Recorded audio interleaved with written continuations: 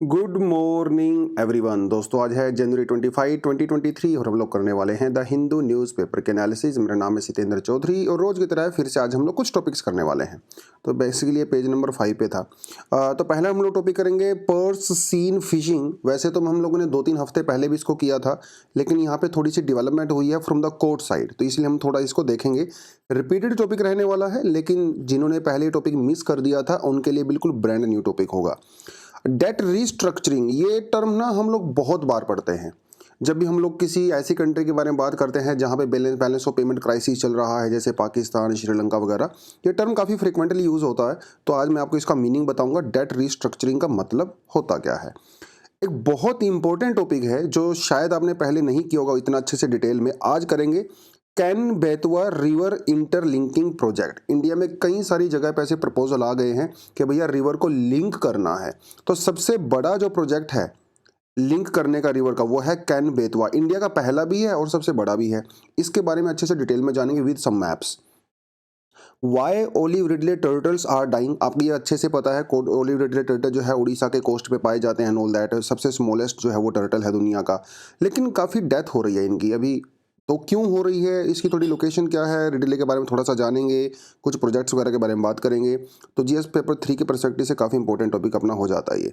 उसके अलावा children with disability और स्कूल्स, मतलब जो बच्चे दिव्यांग बच्चे होते हैं बेसिकली, स्कूल्स में उनको कौन कौन सी प्रॉब्लम्स फेस करनी पड़ती हैं, कैसे सॉल्यूशन निकाल सकते हैं, वो एक एडिटोरियल सेक्शन में काफ़ी इंपॉर्टेंट टॉपिक अपने पास हो जाता है। उसके अलावा थोड़े से एडिशनल आर्टिकल भी हैं, मन करे तो पढ़ लेना, अदरवाइज कोई बहुत ज़्यादा बड़ी चीज़ नहीं है। हमारा फाउंडेशन कोर्स लॉन्च हो चुका है ऑलरेडी, क्लासेस चल रही हैं। पॉलिटी बहुत शानदार। अभी तक अगर आपने अगर आप अभी ज्वाइन करते हो तो आपको रिकॉर्डेड क्लासेस मिल जाएंगी पुराने वाली, फिर बाद में आप जो है उसको कंटिन्यू कर सकते हो। तो उसके लिए डिस्क्रिप्शन में आपको लिंक मिल जाएगा, या फिर वेबसाइट पे जाके विजिट कर सकते हो आराम से आप। चलिए ठीक है, चलो बच्चों। तो मैंने ऊपर इसको इंक्लूड नहीं किया था, लेकिन ये टॉपिक हम लोग करेंगे। सुप्रीम कोर्ट रोंग इन रिवीलिंग सेंसिटिव रिपोर्ट्स रिजिजू। देखिए रिजू जी आजकल यार, अगर किसी के पास इनका फ़ोन नंबर वगैरह हो तो इनको बोलो थोड़ा सा कि थोड़ा सा चिलपिल करें, आराम से रहें। कोई दिन ऐसा नहीं जाता होगा जब मिस्टर रिजू जी कोई प्रेस कॉन्फ्रेंस में या ट्वीट करके जुडिशरी के ऊपर कहीं ना कहीं डायरेक्टली इनडायरेक्टली अटैक नहीं करते होंगे। तो डेली ये करते रहते हैं, खासकर NJC, collegium system and all that. तो देखिए, आप हम लोगों को सारी प्रोसेस बहुत अच्छे से पहले से पता है कि अगर किसी को किसी हाई कोर्ट के जज को सुप्रीम कोर्ट में अगर प्रमोट करना है, किसी लॉयर को अगर प्रमोट करके जो है उसको जज बनाना है, तो वो प्रोसेस जो है हमारी कॉलेजियम जो है वो एक उसके अंदर इंपॉर्टेंट पार्ट होता है। कॉलेजियम से वो नाम जो है वो गवर्नमेंट को भेजे जाते हैं। बेसिकली कॉलेजियम कुछ नामों को गवर्नमेंट को रिकमेंड करता है। गवर्नमेंट के पास वो जब नाम जाते हैं तो गवर्नमेंट उसको कहाँ भेजती है, हमारी जो इंटेलिजेंस एजेंसीज होती हैं, तो या तो रॉ के पास भेजती है या फिर इंटेलिजेंस ब्यूरो के पास भेजती है। अगर इन दोनों को लगता है एजेंसीज को कि वो जो जज हैं, कोई भी हो सकते हैं, फलाना ढिमकाना XYZ, अगर उनका नाम बिल्कुल क्लियर है, कोई करप्शन चार्जेस नहीं है, उनके ऊपर कुछ भी नहीं है, तो फिर वो गवर्नमेंट को नाम भेज देती है कि भाई साहब इसको क्लियर कर दीजिए, कोई दिक्कत नहीं है। तो फिर वो नाम कॉलेजियम को दोबारा से भेजा जाता है और कॉलेजियम उसको क्लियर कर देता है। ये पूरा सिस्टम चलता है। बट कई बार क्या होता है, किसी जज, क्योंकि यार जज भी तो लॉयर ही होते हैं ना, तो पहले तो लॉयर थे वो, अगर उनको जज बनाया जा रहा है तो हो सकता है जब वो वकालत कर रहे हो तो उन्होंने कुछ ऐसा स्टेटमेंट दिया हो, कुछ ऐसा कुछ ना कुछ किया होगा गवर्नमेंट के अगेंस्ट में। तो उस केस में रो जो है वो गवर्नमेंट को रिपोर्ट भेजती है कि ये जो लॉयर हैं, इनको जज ना बनाया जाए तो बेटर होगा। तो उस केस में गवर्नमेंट जो है उसी नाम को दोबारा से कॉलेजियम सिस्टम को भेजता है विद रिपोर्ट, जो कि आईबी से और रो से आई थी। जैसे अभी हम लोगों ने पिछले वीक भी हम लोगों ने किया था एक रिपोर्ट में ना, एक हमारे जज हैं और वो गे हैं, ठीक है, और उन जज के जो पार्टनर हैं वो स्विट्जरलैंड से हैं। तो उनके बारे में रॉ ने ये रिपोर्ट भेजी थी कि भाई इनके पार्टनर क्योंकि स्विट्जरलैंड से हैं, इंडिया से नहीं हैं, तो हो सकता है कि कुछ इशू क्रिएट हो सकते हैं। तो ऐसी रिपोर्ट को भेजा जाता है कोर्ट को, या फिर कभी किसी के ऊपर करप्शन चार्जेस लगा हो, किसी ने सोशल मीडिया के ऊपर कुछ ना कुछ ट्वीट कर दिया हो या कुछ ना कुछ पोस्ट वगैरह डाल दी हो गवर्नमेंट के अगेंस्ट में, वो सारी चीज़ें यहाँ पे रहती हैं। अब ये रिपोर्ट जो है बंद लिफाफे में एक एनवेलप के अंदर जाती है कॉलेजियम सिस्टम के अंदर। अभी तक ऐसा होता था कि रो जो भी रिपोर्ट भेजती थी आईबी, कॉलेजियम सिस्टम उसको पब्लिक के सामने बताता नहीं था। लेकिन पहली बार ऐसा हुआ है कि उस रिपोर्ट का कुछ हिस्सा, कुछ पॉइंट्स कॉलेजियम सिस्टम ने मीडिया में बताया है।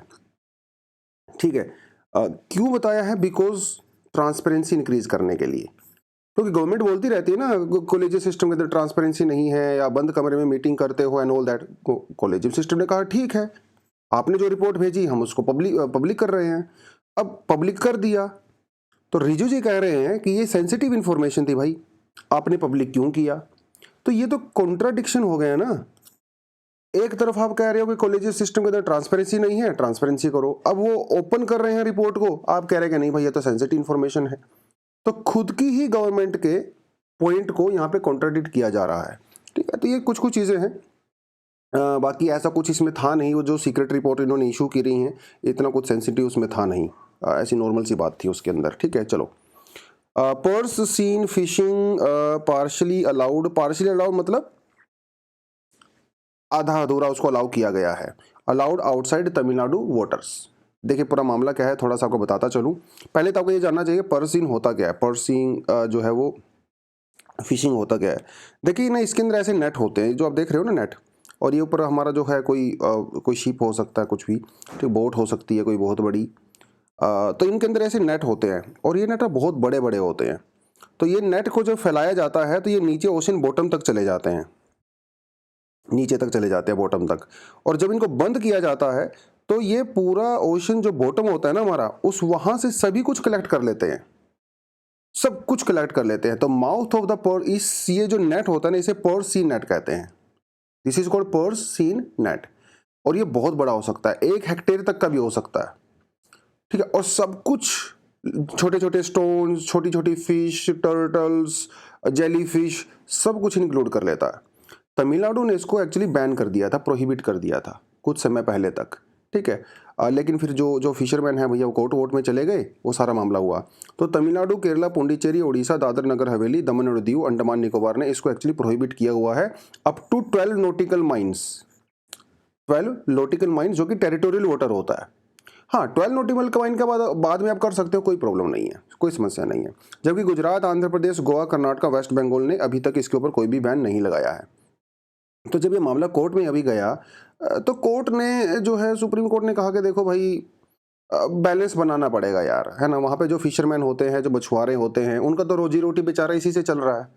अगर आप बैन कर दोगे, उनका रोजी रोटी कैसे चलेगा? देखो, जो जिनके पास बड़ी बड़ी बोट होती हैं वो तो डीप वाटर के अंदर जा सकते हैं, लेकिन जैसे मेरे जैसा गरीब अगर कोई फिशरमैन है बेचारा, वो तो नहीं जा सकता, उसके पास छोटी बोट होती है, तो उसको तो टेरिटोरियल वाटर के अंदर ही फिशिंग करना पड़ेगा।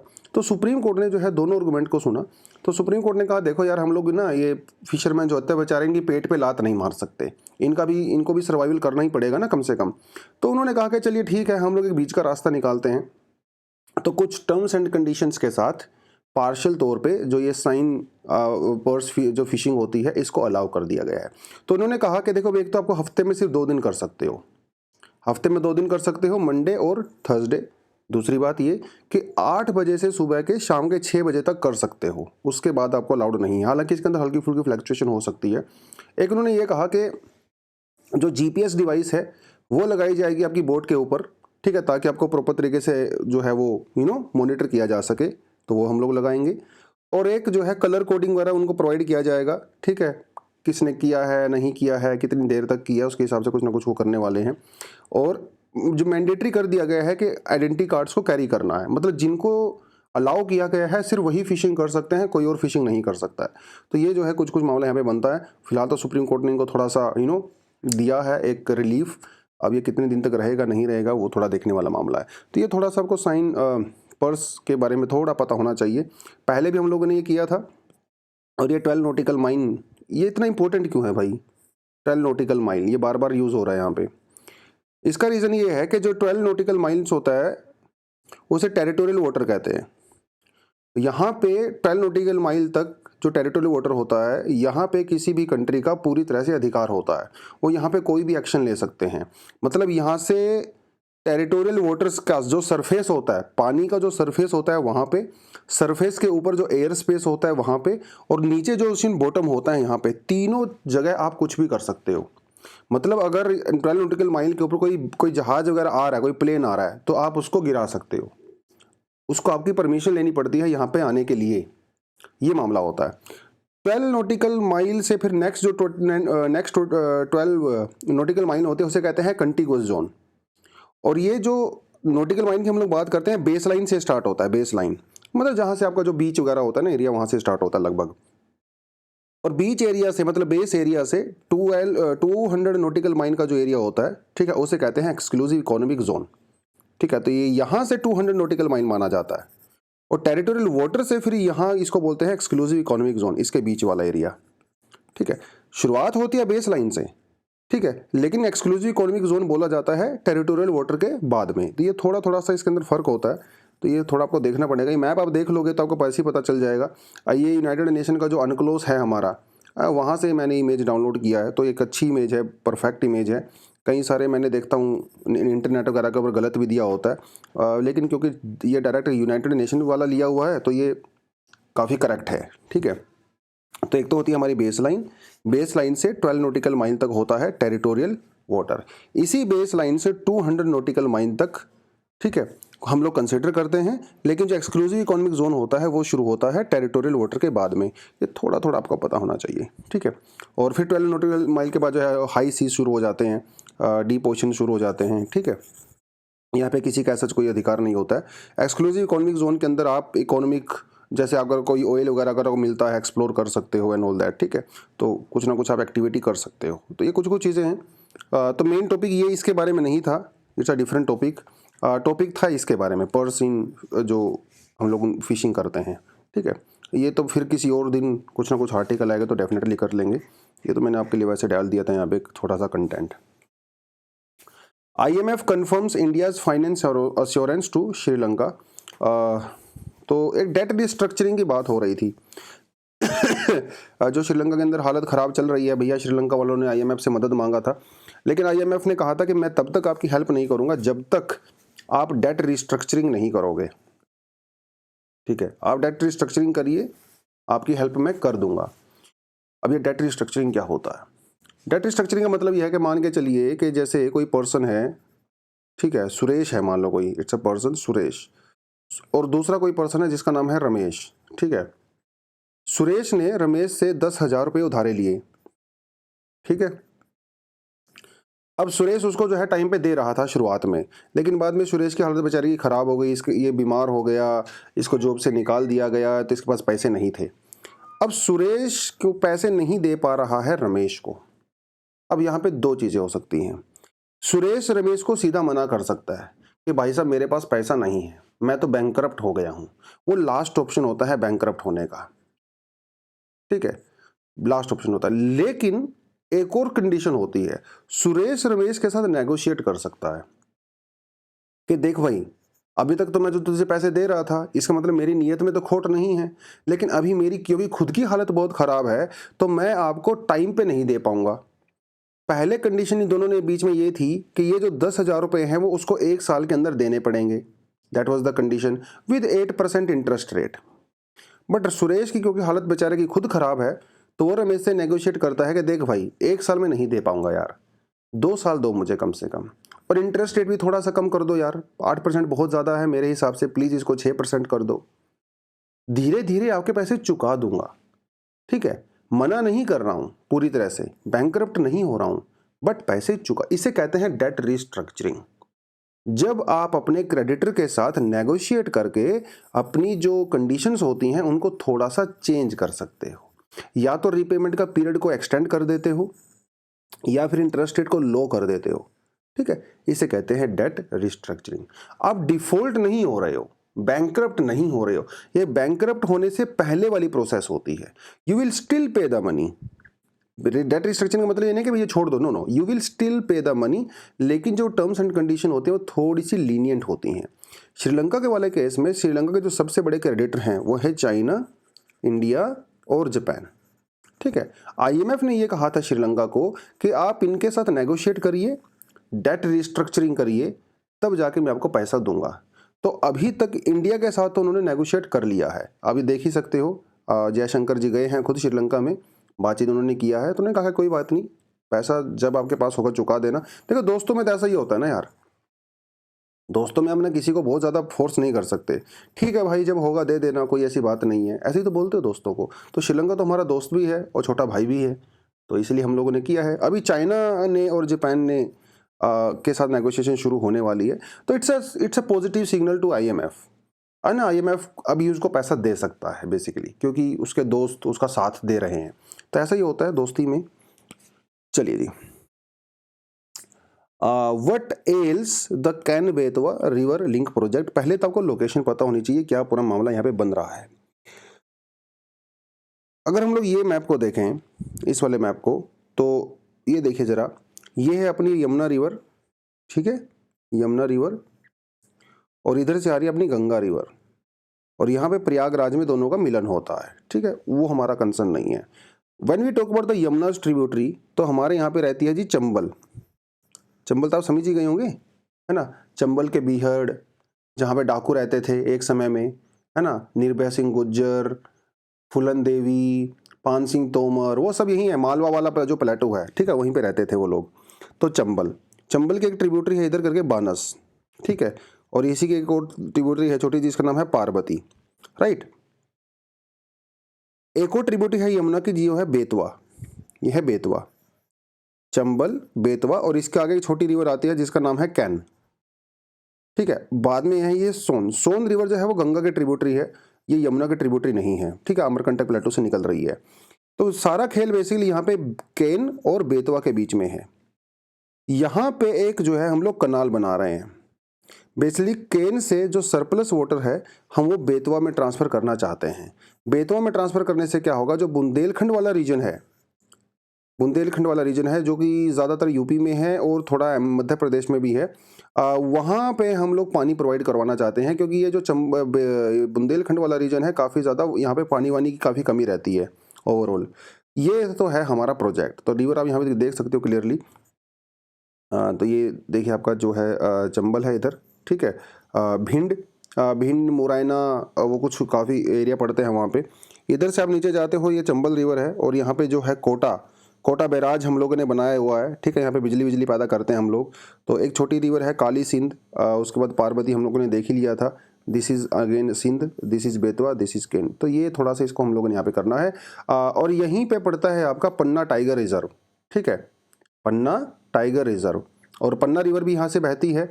और पन्ना रिवर एक ऐसी रिवर हुआ करती थी जिसके अंदर डायमंड्स मिलते थे एक ज़माने में, ठीक है। और एक मूवी बनी है बॉलीवुड में, हीरा पन्ना, आपने देखी हो शायद, देवानंद की मूवी है, बहुत पुरानी, उसमें बड़ा प्यारा सॉन्ग था, पन्ना की तमन्ना है कि हीरा मुझे मिल जाए, चाहे मेरी जान जाए, चाहे मेरा दिल जाए, है ना, शायद आपको पता नहीं होगा, पुराने ज़माने का सॉन्ग है। एनीवेज, तो ये चीज़ बन रही थी भाई। तो गवर्नमेंट ने ये लगाया जुगाड़ कि हम लोग केन और बेतवा को आपस में लिंक करेंगे। तो आप यहाँ पे क्लियरली देख सकते हो, तो यहाँ से एक कनाल लेके हम लोग जाने वाले हैं बेतवा की तरफ। तो लोकेशन तो शायद आपको अच्छे से याद हो ही गई होगी, और ये पन्ना टाइगर रिजर्व से निकल के जा रही है।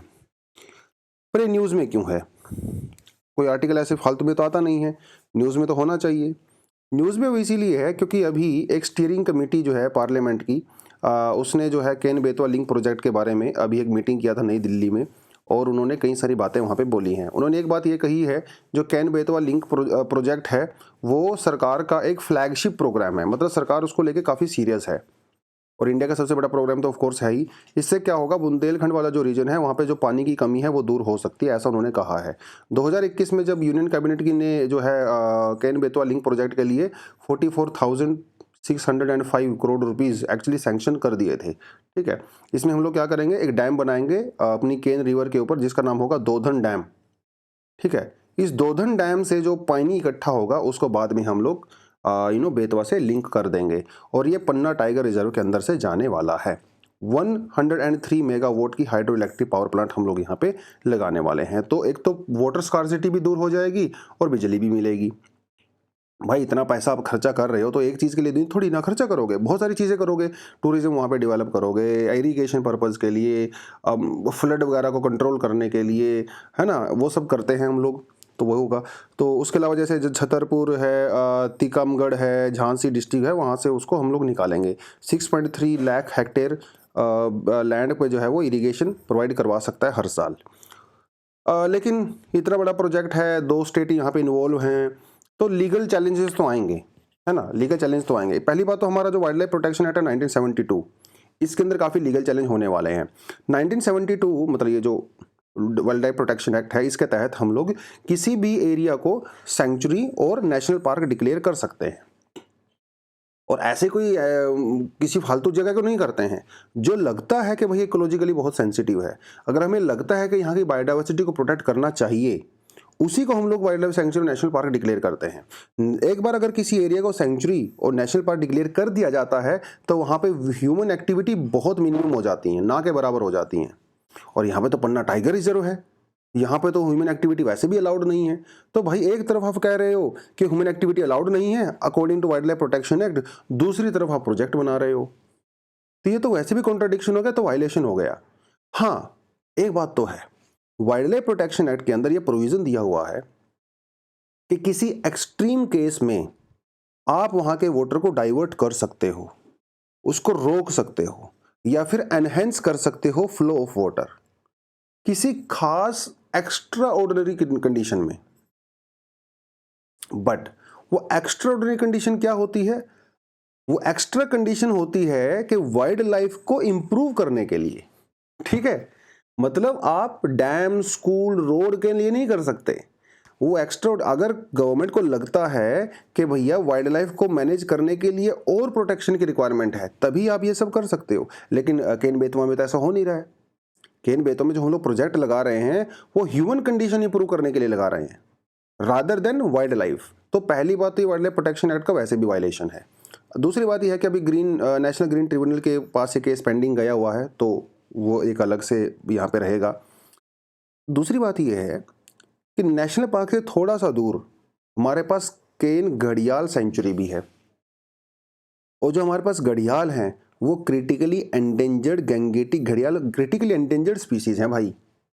तो जब ये प्रोजेक्ट बनेगा, ठीक है, तो उसको तो नुकसान होगा ही होगा, तो वाइल्ड लाइफ को तो वैसे भी नुकसान हो रहा है। दूसरी बात, पन्ना टाइगर रिजर्व खुद इतना सेंसिटिव एरिया है। पन्ना टाइगर रिजर्व में 2009 में टाइगर खत्म हो गए थे, पूरी तरह से टाइगर खत्म हो गए थे। वहां पे जो है लेपर्ड्स ने जो है टेक ओवर कर लिया था। मध्य प्रदेश की सरकार को 10 साल लगे वहां पे दोबारा से टाइगर लेके आने के लिए। उनका ब्रीडिंग वगैरह करवाया गया, ट्रांसलोकेशन वगैरह कराया गया, बहुत कुछ हुआ। आज के समय में सिचुएशन ये है कि वहां पे जो है 40 से 50 टाइगर पाए जाते हैं, तो दोबारा से टाइगर ने टेक ओवर वहां पे कर लिया है। तो अगर हम लोग वहां पे ये प्रोजेक्ट बनाएंगे तो 10 सालों का जो मेहनत है सरकार की वो तो मिट्टी में मिल जाएगी, क्योंकि टाइगर रिजर्व के ऊपर तो नेगेटिव इंपैक्ट इसका पड़ना ही वाला है, क्योंकि वहां के बीच में से होकर वो कनाल जाएगी, है ना। ये यहाँ पे बहुत बड़ी बात है। एक समस्या ये भी है कि भाई अब कैन के ऊपर इतना क्यों फोकस कर रहे हो? सरकार का यह कहना है कि कैन के अंदर पानी सरप्लस है, एनवायरमेंटलिस्ट लोगों का यह कहना है कि ये सब बकवास है। कैन जो रिवर है वो नॉन पेरिनियल रिवर है, वो ऑल सीजनल रिवर नहीं है। तो ऐसा जरूरी नहीं है कि कैन के अंदर पानी सरप्लस रहेगा। खुद मान लो कैन ही ड्राई हो गई तो क्या मतलब हुआ? अब कैन का अंदर जो पानी है वो किसी ग्लेशियर से थोड़ी ना आ रहा है, वो यमुना और गंगा की तरह थोड़ी ना है। तो ये कहना कि कैन से हम लोग सरप्लस वाटर को जो है बेतवा में ले जाएंगे और बेतवा में पानी पानी हो जाएगा, इरिगेशन मिलेगा, वो सब बकवास है। ऐसा कुछ एनवायरमेंटलिस्ट लोगों का मानना है। दूसरी बात ये कि मध्य प्रदेश और उत्तर प्रदेश के बीच में कन्फ्लिक्ट भी इसकी वजह से हो सकता है, पानी के बंटवारे को लेके, because of the so many things ना। वो ऑलरेडी हमारे यहाँ पे कितने सारे स्टेट्स के अंदर हो रहा है।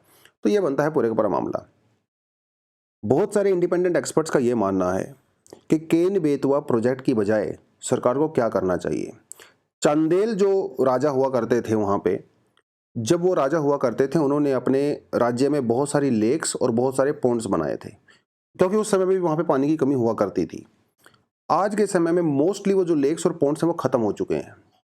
ठीक है, इनका यह कहना है कि अगर हम लोग दोबारा से उन लेक्स और पॉन्ड्स को रिवाइव करेंगे तो ये प्रॉब्लम अपने आप सोल्व हो जाएगी। सरकार को इतना एक्सट्रीम स्टेप लेने की जरूरत नहीं है, इंटरलिंकिंग वगैरह, कनाल वगैरह बनाने की रिक्वायरमेंट नहीं है, ऐसा उन एक्सपर्ट्स का मानना है। अब ये सरकार उनकी बात मानती है कि नहीं मानती है वो एक अलग बात है, लेकिन सजेशन तो ऐसी आ रही हैं। ठीक है, तो ये थोड़ा सा आपको कैन बेतवा के बारे में आइडिया ऐसा होना चाहिए। ठीक है, चलो। हाँ, उसके अलावा ओलिव रिडले टर्टल की भैया अनफॉर्चुनेटली काफ़ी डेथ हो रही है। ओलिव रिडले टर्टल की गोदावरी एस्चुरी के अंदर कुछ पाए गए हैं अनफॉर्चुनेटली। तो इनका जो ब्रीडिंग ग्राउंड है ना, ये कुछ आप लोकेशंस वगैरह यहाँ पे देख सकते हो। वहाँ पे रीज़न क्या है इसका, जो एक्सपर्ट्स रीज़न बता रहे हैं वो ये बता रहे हैं, एक तो वहाँ पे जो एक्वा पॉन्ड्स बनाए गए हैं वो, और वहाँ पे जो गोदावरी हमारा जो डेल्टा है उस रीजन में कुछ ऑनशोर ऑयल एक्सप्लोरेशन किया जा रहा है, जिसकी वजह से बहुत सारे पोल्यूटेंट्स वो वहाँ पे ऐड हो रहे हैं और ओलिव रिडले टर्टल वो बेचारे मर रहे हैं। इतना ही है यहाँ पे। अब इसके बारे में सरकार ने कुछ एक एक्सपर्ट कमेटी बनाई है, वो क्या डिसीजन लेंगी नहीं लेंगी, क्या फाउंडिंग होगी, वो एक अलग बात है। ठीक है, तब देखेंगे इस टॉपिक को हम लोग दोबारा से। अगर आप लोकेशन को देखो यहाँ पे, तो यहाँ पे है ऋषिकुल्या रिवर। ये ऋषिकुल्या रिवर है, इसका जो माउथ है यहाँ पे खूब सारी ब्रीडिंग होती है। ठीक है, उसके अलावा यहाँ पे जो महानदी रिवर का जो डेल्टा है इधर, ठीक है, इसे देवी माउथ कहते हैं, यहाँ पे भी खूब सारा ओलिव रिडले टर्टल आते हैं। ये तो आपको पता ही है, पूरी very famous for the temples, है ना। यहाँ पे चिलिका लेक आ गई अपनी। उसके अलावा यहाँ पे जो बैतरणी रिवर है, ठीक है, और इधर से जो ब्राह्मणी रिवर है, इनका जो डेल्टा वाला इधर वाला रीजन है, इसे कहते हैं गड़ी माथा सेंचुरी। ठीक है, तो गड़ी माथा सेंचुरी में भी काफ़ी सारे ओलिव रिडले टर्टल्स आते हैं और इस समय वहाँ पे नेस्टिंग पीरियड चल रहा है। करोड़ों की संख्या में वहाँ पे हर साल ये लोग आते हैं ब्रीडिंग वगैरह करने के लिए। ये तो आपको पता होना चाहिए। ओलिव रिडले टर्टल दुनिया का सबसे स्मॉलेस्ट और सबसे अबंडेंट, मतलब सबसे ज़्यादा संख्या में पाए जाने वाला टर्टल है। अब आप सोच रहे होंगे सर इतनी संख्या में मिलता है तो चिंता करने की क्या ज़रूरत है क्योंकि इंडिया इनके लिए एक स्पेशल जगह है।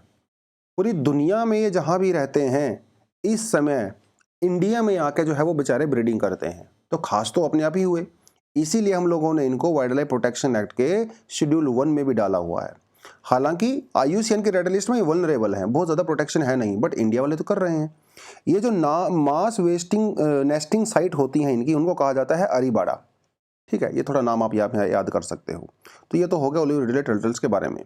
ऑलरेडी हम लोगों ने 2 प्रोजेक्ट चला रखे हैं, ऑपरेशन ओलिविया और टर्टल एक्सक्लूडर डिवाइसेस। ठीक है, बेसिकली जो हमारे नेट वगैरह होते हैं ना, नेट वगैरह में बेचारे कई बार ये फंस जाते हैं, तो उसके लिए कुछ स्पेशल डिवाइसेस वगैरह बनाई गई हैं ताकि ये जो ट्रोलर्स वगैरह होते हैं उनके अंदर ना फंसें। ठीक है, एक स्पेशल तरह का डिवाइस होता है, ये थोड़ा सा आप यहाँ पे क्लियरली देख सकते हो। ऑपरेशन ओलिविया जो है वो इंडियन कोस्ट गार्ड ने चलाया हुआ है, तो ये भी थोड़ा ध्यान रखना है। कई बार हम लोग सोचते हैं कि सरकार ने चलाया होगा, गवर्नमेंट ने, सेंट्रल गवर्नमेंट ने या फिर स्टेट गवर्नमेंट ने। नो, ये इंडियन कोस्ट गार्ड के द्वारा चलाया गया था। ये थोड़ा थोड़ा आपको इसके बारे में पता होना चाहिए। ठीक है जी, चलिए। Services exports to cross FY23 goal of the $300 billion, Goyal साहब ने ऐसा कहा है। India is likely to record 20% growth in the service export. Service export को लोग इतना बिलियन इन 2022, मतलब काफ़ी ज़्यादा एक्सपोर्ट हम लोग कर रहे हैं, खासकर सर्विस सेक्टर में। ठीक है, अब ये हमारे पास 3 सेक्टर होते हैं, आपको अच्छे से पता ही है। प्राइमरी सेक्टर होता है, सेकेंडरी सेक्टर होता है, टर्शरी सेक्टर होता है। जो सेकेंडरी सेक्टर होता है इसे मैन्युफैक्चरिंग सेक्टर बोलते हैं। प्राइमरी सेक्टर जो रहता है इसमें ज़्यादातर अपना agriculture, mining, fishing, animal husbandry वगैरह वो सब आता है, जो नेचर बेस्ड होता है, बेसिकली नेचर बेस्ड। ठीक है, वो सब यहाँ पे रहता है। टर्शरी सेक्टर को हम लोग सर्विस सेक्टर बोलते हैं। ठीक है, जिसमें transport, communication, IT sector, tourism वगैरह वो सब यहाँ पे रहता है। तो यहाँ पे क्वेश्चन पूछता हूँ आपसे मैं, जो लोग प्राइमरी सेक्टर में काम करते हैं उनको किसी खास नाम से बुलाया जाता है। हिंट दे देता हूँ, हिंट नहीं, ये बता देता हूँ, बाकी 2 आपने मुझे बता देने हैं। प्राइमरी सेक्टर में जो लोग काम करते हैं उनको कहा जाता है रेड कॉलर वर्कर्स। ठीक है, रेड कॉलर वर्कर्स। अब आपको मुझे बताना है कि जो लोग सेकेंडरी सेक्टर में, मैन्युफैक्चरिंग सेक्टर में काम करते हैं उन वर्कर्स को क्या कहा जाता है, जो लोग टर्शरी सेक्टर में काम करते हैं उन वर्कर्स को क्या कहा जाता है। ठीक है, ये आपने मुझे बताना है कमेंट सेक्शन में। बाकी इस टॉपिक में और कुछ खास था नहीं।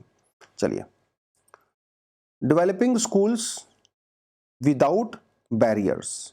देखिए, स्कूल के अंदर ना बहुत सारे बैरियर्स होते हैं, आम बच्चों के लिए नहीं होते, लेकिन जो बच्चे डिसेबल्ड होते हैं, जो दिव्यांग बच्चे होते हैं, उनके लिए भैया बहुत बैरियर्स होते हैं। या आपने भी फील किया होगा, हम लोग जब स्कूल में थे तो हमारे क्लास में भी एक लड़की थी, उसको थोड़ा चलने में उसको प्रॉब्लम थी, उसको पोलियो था। उसको बहुत सारी प्रॉब्लम फेस करनी पड़ती थी यार। ठीक है, तो उसी के बारे में बेसिकली आर्टिकल है। देखिए कितना अच्छा लगा जी ये पढ़ के। Ma'am may I please go to the toilet, ऐसे बोलते थे ना हम लोग स्कूल में। Can I go and play outside, भाई इतना नहीं बोलते थे हम लोग, सरकारी स्कूल में पढ़ने वाले हैं, इतना इंग्लिश नहीं यूज़ करते थे, बट स्टिल, है ना। मैम हम लोग खेलने जाएं, मैम हम लोग टॉयलेट जाएं। अब आम बच्चा ये बोल सकता है, लेकिन जो डिसेबल्ड बच्चा है, जो दिव्यांग बच्चा है, उसको ये बोलने में प्रॉब्लम है। बोल तो सकता है लेकिन उसके लिए एक्टिविटी बहुत मुश्किल हो जाती है। उसके लिए टॉयलेट जाना, टॉयलेट से आना, है ना, टॉयलेट को यूज़ करना, बाहर ग्राउंड में खेलने जाना, उसके लिए काफ़ी प्रॉब्लमेटिक होता है। It's a difficult task for that person, है कि नहीं? टफर टास्क है, क्योंकि हमारे स्कूल के अंदर जो स्पेस है, जो इंफ्रास्ट्रक्चर है, वो एक्सेसिबल नहीं है। दिव्यांग बच्चों के लिए स्पेशल टॉयलेट नहीं बना हुआ है, ना ही दिव्यांग बच्चों के लिए सीढ़ियाँ चढ़ने के लिए स्पेशल तरह की सीढ़ियाँ होती हैं। आप देख समझ रहे होंगे ना, वो सारी आप बातें फील कर सकते होंगे। यूनेस्को 2019 की रिपोर्ट में ये कहा गया इंडिया में कि जो टोटल बच्चों की पॉपुलेशन, चाइल्ड पॉपुलेशन, उसके अंदर 1.7% जो बच्चे हैं वो डिसेबल्ड बच्चे हैं, दिव्यांग बच्चे हैं, ऐसा उनका कहना है। ठीक है, और उनको बहुत सारा फिजिकल, इंस्टीट्यूशनल और सोशो इकोनॉमिक और कम्युनिकेशन बैरियर का सामना करना पड़ता है। बड़ी बात है। दूसरी बड़ी बात यह है 70% of 5-year-olds with disabilities in India have never attended any education institutions। अरे भैया, पेरेंट्स अपने ऐसे बच्चों को स्कूल में भेजते ही नहीं है 70% केस में, और जो 30% भेजे जाते हैं ना, वो बहुत जल्दी स्कूल से ड्रॉप आउट हो जाते हैं, क्योंकि हमारा एजुकेशन सिस्टम उनको एक्सेप्ट कर ही नहीं रहा है ना। एक्सेसिबल वो इंफ्रास्ट्रक्चर ही नहीं है, वो इंटीग्रेशन की बात ही नहीं करता है। चाहे इंडोर एक्टिविटी हो, चाहे आउटडोर एक्टिविटी हो, ना तो वो सेफ है, ना एक्सेसिबल है, ना रिलायबल है। बड़ी समस्या है भैया, है ना। Barrier to the accessibility, school bus बच्चों के लिए एक्सेसिबल नहीं है, क्योंकि आपको चढ़ के जाना पर जो भी चीजें हैं, मतलब स्कूल बसेस में दिव्यांग बच्चों के लिए कोई खास अलग से प्रोविजन नहीं होता है ना। उसके अलावा ड्रिंकिंग वाटर फैसिलिटी जो होती हैं, कैंटीन जो होती हैं, टॉयलेट ये होते हैं, यहाँ पे भी जो इंफ्रास्ट्रक्चर है वो उन बच्चों के लिए बिल्कुल भी फ्रेंडली नहीं है। क्लासरूम में जो सीट्स होती हैं वो उनके लिए कंफर्टेबल नहीं होती हैं। जिन सीट पे आम बच्चा बैठ सकता है उस पर वो नहीं बैठ सकते प्रॉपरली, समझ रहे हो। जो फ्लोर होते हैं भैया, जो फर्श वगैरह होता है, वो काफ़ी स्लिपरी होता है, बड़ी प्रॉब्लम होती है ना। लो इल्यूमिनेशन, लाइट वगैरह प्रॉपर तरीके से नहीं होती है, राइट। उसके अलावा हमारे जो पेरेंट्स वगैरह होते हैं, टीचर हैं, स्टाफ हैं, जो कम्युनिटीज़ हैं, वो भी उतना सेंसिटिव नहीं है उन बच्चों की रिक्वायरमेंट को लेके। खासकर जो टीचर्स जो हैं उनको प्रॉपर तरीके से ट्रेनिंग प्रोवाइड नहीं है, उनको प्रॉपर तरीके से टेक्नोलॉजी उनके पास नहीं है, डिजिटल इक्विपमेंट्स वगैरह उनके पास नहीं है, जिनकी वजह से उन बच्चों को प्रॉब्लम होती है। अभी थोड़े समय पहले IIT United nation habitat India और आईआईटी खड़गपुर ने कुछ सेमिनार्स वगैरह किए थे इंडिया में, जिसमें बहुत सारे बच्चों ने पार्टिसिपेट किया था, और मतलब बच्चों को अवेयर किया गया, और वो सारी चीज़ें जो है वहाँ पे की गई। ठीक है, कि कोऑपरेट कैसे करना है, इन्वॉल्वमेंट कैसे होना है, सेंसिटाइजेशन ऑफ द पेरेंट्स भी किया गया, टीचर्स का, जो केयर गिवर्स वगैरह होते हैं, सबको थोड़ा थोड़ा सा जो है जानकारी उन्होंने वहाँ पे दिया है। अपार्ट फ्रॉम दैट, अगर हम लोग लीगल पर्सपेक्टिव की बात करें तो हमारा जो आर्टिकल 21A है, ठीक है, उसके अंदर भी हम लोगों ने, मतलब it's a fundamental right of children to free and compulsory education act 2009। कोई बच्चा जिसकी उम्र 6 से लेकर 14 साल तक है, उसको एजुकेशन कंपलसरी है भाई। अब चाहे वो दिव्यांग हो, चाहे वो नॉर्मल बच्चा हो, लेकिन 70% दिव्यांग बच्चों को स्कूल में भेज नहीं रहे हम लोग। इसका मतलब फंडामेंटल राइट का वो हमारे यहाँ पे कंट्री में भयंकर रूप से वायलेशन हो रहा है, राइट। उसके अलावा डीपीएसपी के अंदर भी हम लोग ये बात करते हैं, फंडामेंटल ड्यूटी के अंदर भी हम लोग ये बात करते हैं, तो लीगल तो वायलेशन हो ही रहा है।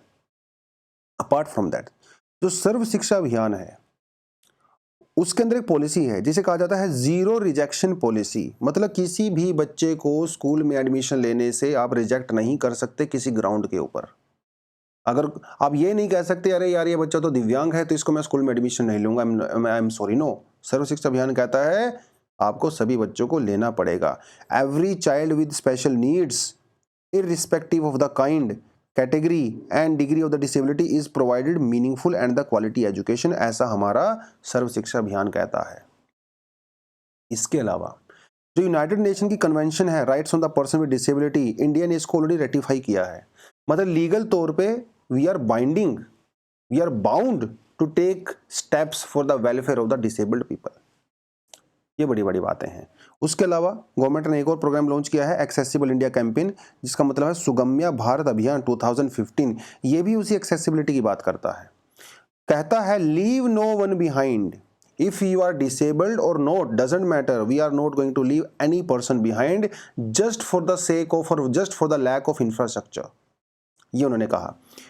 और जो हमारा सस्टेनेबल डेवलपमेंट गोल है 2030 में जो हम लोगों को अचीव करना है, उसके अंदर भी ये कॉन्सेप्ट है leave no one behind, right. तो ये सारी चीजें हुई। तो एम्पैथी बिल्डिंग करने की रिक्वायरमेंट है। देखिए इतने अच्छे अच्छे वर्ड यूज होते हैं भाई, इतने सिंपल और इतने इफेक्टिव वर्ड। एम्पैथी बिल्डिंग, क्या बात है। अगर आंसर में लिखोगे तो पढ़ने वाले को मजा ही आ जाएगा, राइट। तो ऐसे बहुत सारे बच्चों को सेंसिटाइज किया गया था स्कूल्स वगैरह में, और बच्चों ने कहा है कि यस, उनके जो साथी हैं, जो उनके साथ में पढ़ने वाले हैं और जो दिव्यांग हैं, हम उनकी डेफिनेटली हेल्प करेंगे, ऐसा बच्चों ने कहा है। ठीक है, कुछ कुछ चीज़ें तो क्या करना है, इंक्लूसिव अप्रोच जो है वो हम लोगों को यहाँ पे लेके आनी पड़ेगी, इंक्लूसिव अप्रोच। ठीक है, तो कुछ कुछ इन्होंने बातें यहाँ पे वही बोली हैं, zero rejection policy, multi prong participate, ये देखिए इतने अच्छे अच्छे वर्ड्स होते हैं। तो मैं तो आपको हमेशा ये बोलता हूँ, एक छोटी सी बुकलेट है वो आप लगा लिया करो, जिसमें आप इंग्लिश के अच्छे अच्छे वर्ड्स, जो खासकर 2 वर्ड 3 वर्ड कॉम्बिनेशन होते हैं, है ना, वो आपके आंसर को बहुत अच्छा बना देते हैं यूपीएससी में। जैसे ये वर्ड है multi pronged participatory approach, simple word है, कोई ऐसा नहीं है बहुत डिफिकल्ट नहीं है, लेकिन कितना अच्छा कॉम्बिनेशन है ना। Enabling environment, empowerment of the future citizens, है ना, promoting accessibility, awareness and the sensitisation, upskilling of the school faculty, co learning platform, knowledge sharing, कितना अच्छा अच्छा वर्ड दिया हुआ, मैंने खुद इसको अपनी बुकलेट में लिखा है, आप भी लिख सकते हो। तो ये सब करने की रिक्वायरमेंट है भाई। ठीक है, तभी जाके हमारे जो बच्चे हैं, जो दिव्यांग हैं, वो मेन स्ट्रीम का पार्ट बन सकते हैं। उनके लिए इंफ्रास्ट्रक्चर प्रॉपर तरीके से डेवलप करना है। ठीक है, उनके durability, affordability, cultural adaptability, aesthetic appeal वगैरह वो सब करने की रिक्वायरमेंट है। तो 1.7% ऑफ इंडियाज पॉपुलेशन, अगर इसमें से हम लोग आधा बच्चों को भी आगे लेके चले जाएंगे तो अपने आप ही उनका सुधार हो जाएगा। क्योंकि अगर आपका एजुकेशन नहीं मिल रही है बचपन में, तो आप पूरी ज़िंदगी जो है आप ग्रोथ नहीं कर पाओगे अनफॉर्चुनेटली। तो शुरुआत में आपको स्कूल एक बेस प्रोवाइड करवा सकता है फॉर योर फ्यूचर। तो ये है आपका थोड़ा सा जिसको आप देख सकते हो। ठीक है, अगर आपको यहाँ से क्वेश्चन लिखना है तो आप डेफिनेटली क्वेश्चन भी लिख सकते हो। क्वेश्चन लिखने के लिए जगह नहीं मिल रही है, हाँ तो जगह देख लेते हैं। क्वेश्चन आप लिख सकते हो जैसे चिल्ड्रन विद डिसेबिलिटी और दिव्यांग face multitude of problems in schools and otherwise. In this context,